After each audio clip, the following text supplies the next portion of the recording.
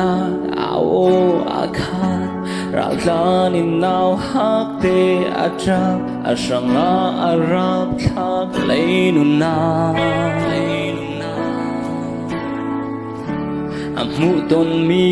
wahi ama anu trang lum man ala lung kwain atrong mi kam kha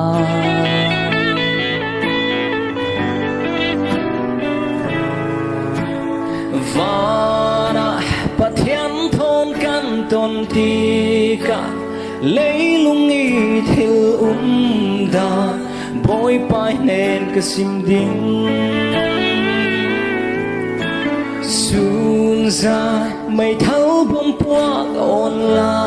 ka trile la vi ka ai sham nak mo boy pai nen ka sim ding hi leilung pi da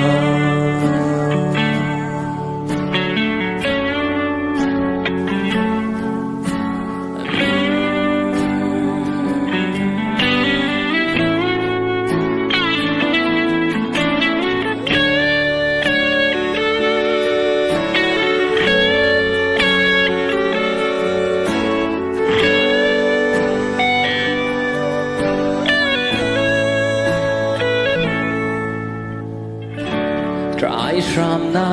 ao akhan raldanin nau hakte atra asanga arap thak leinuna amu ton mi wahi ama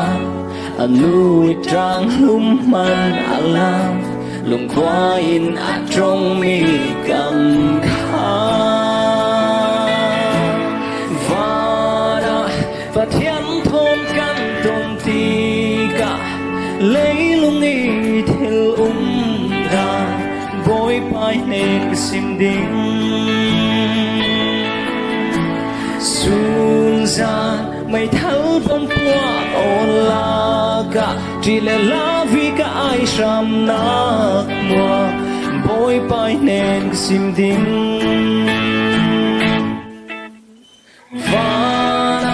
pathian thon kan ton ti ka leilung i thil da boy pai nen sim ding sun za mai thal bom pua kon la ka trile la vi ka ai sham nak mo boy pai nen sim ding sun za mai thal bom pua kon la ka trile la vi ka ai sham nak mo boy pai nen sim ding